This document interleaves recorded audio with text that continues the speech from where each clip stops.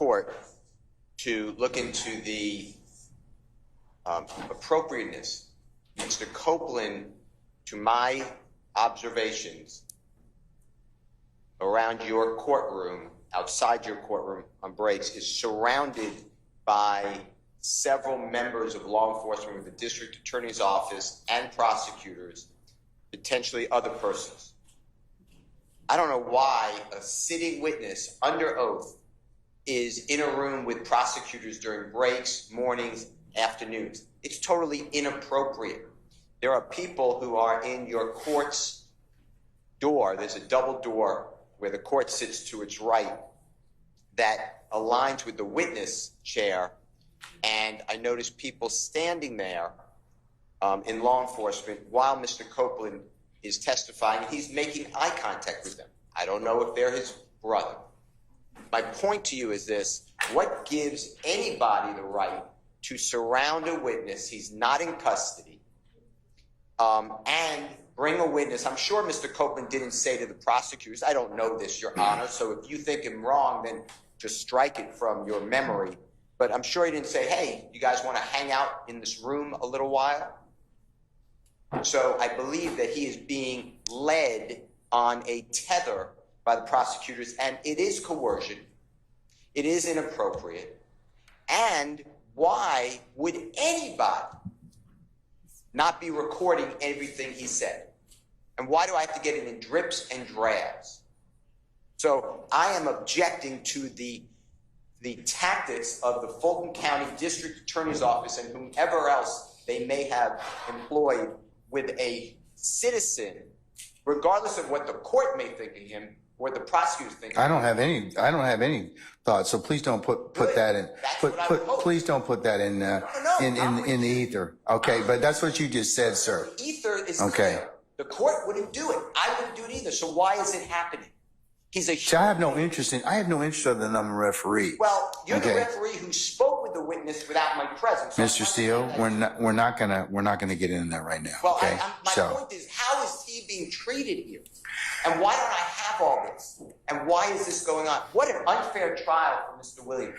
Think about it. If you were accused, Your Honor, and the judge met with this witness, with the prosecutor, and you sat next to me and Mr. Adams, you would say to us, what kind of case is this? Now he's being surrounded with all this law enforcement. My point is, Your Honor, we're going to object that this. I'm not going to be interrupted. Mr.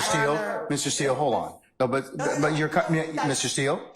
Mr. Steele. Yes, sir. What? Okay. I want to finish. I'm making a record for the court to understand. Well, Mr. Steele. I've never been interrupted in a court except for this one. You allow. Well, you know, but the challenge is in this point in time is that some of the things that you have said at certain points in time are not appropriate. It's not true. Okay, well that's the court's. The court is wrong. Well, you know, you have, everybody has an opinion, and it can certainly be reviewed at the appropriate time.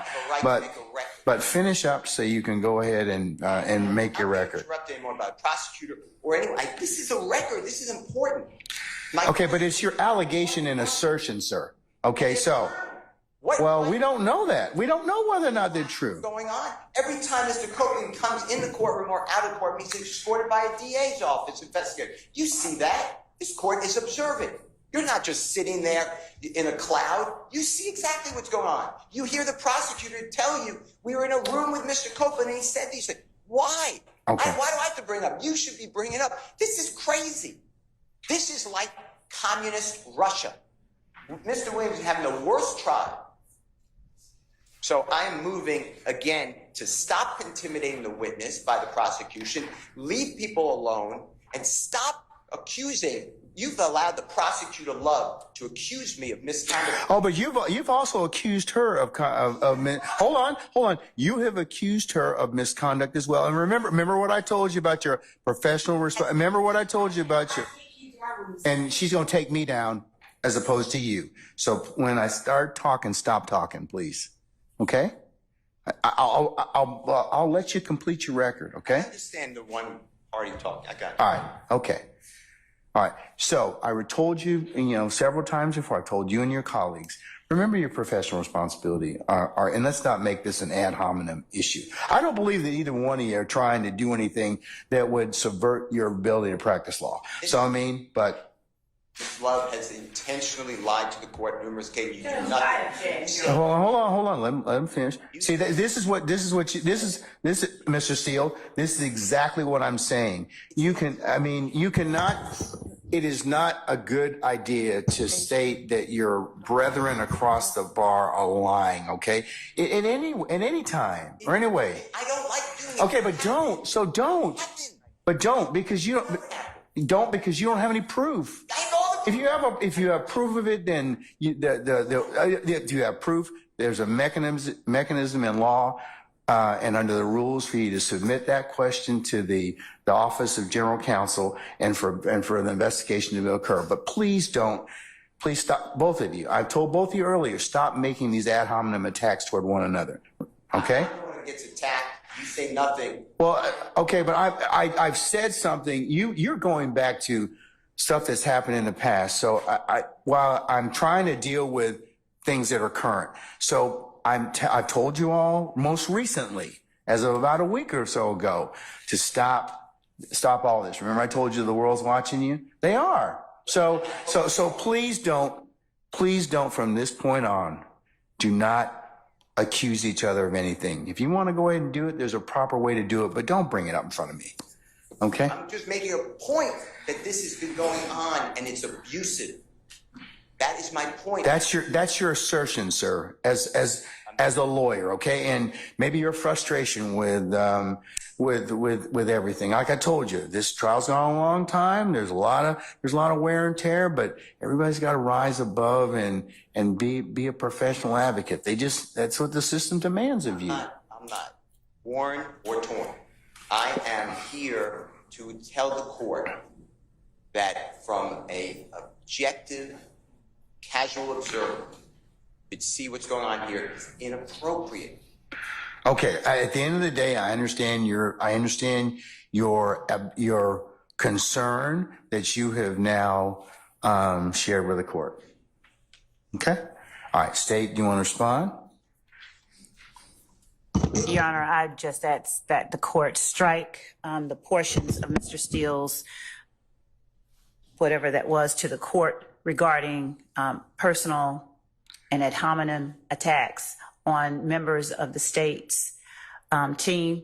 Ms. Hilton will address the merits of the initial argument that Mr. Steele made. But as to personal attacks on members of the state's team, we'd ask that assertions that specific people have lied, that is disrespectful, that is unprofessional, and not one time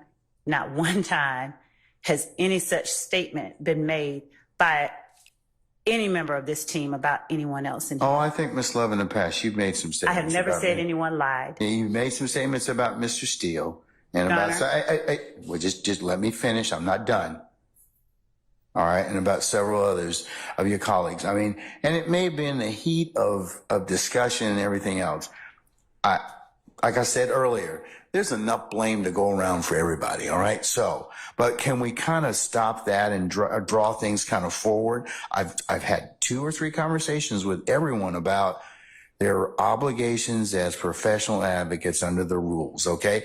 And that while the court certainly agrees that ad hominem attacks they don't make anybody look any good. They really don't. I mean, but I'm just saying I acknowledge that. I acknowledge what's been gone on in the past. And I ask that you all reflect upon that because, like I said, you can't say some of the stuff that people say to one another can't be taken back. They just can't. So, and that's just something that the court would just have you reflect upon. Thank you, Judge. Sides, okay? And we just ask again that statements like Ms. Love lied be stricken from the record. Those are personal attacks. There's none been made, at least not this day. I'm not gonna consider your ad hominem attacks. Either one is, okay? Thank you. Or anybody's, all right? Okay. All right. Madam. Your Honor, regarding Mr. Steele's assertions of our interactions with Mr. Copeland. We have not treated Mr. Copeland any different than we would treat any of our other witnesses in the state of Georgia. He is our witness. If he wants to be around us, he can. If he chooses not to, he doesn't have to be. The fact that he's saying we are coercing Mr. Copeland to speak is clearly not true, given Mr. Copeland's testimony here today. If we were coercing him to speak, he would answer my questions and I would not have to sit here and go in a back and forth and struggle with him. So clearly we are not being influential on Mr. Copeland given our interactions with him outside of the courtroom. So again, Your Honor, there's nothing inappropriate about the state's interactions with Mr. Copeland. He is the state's witness. We can't interact. We have not influenced any of his testimony, Your Honor. And so we ask that, I don't know if it was a motion, be denied if that was what was being asked of the court. All right. I'll include the state's Exhibit 400, the statements of the most recent email that you have disclosed to the defense in this case, for purposes of the record, and I will also, to the extent that I don't think of. Mr. Steele, let me just make sure. Are you again moving for mistrial, or did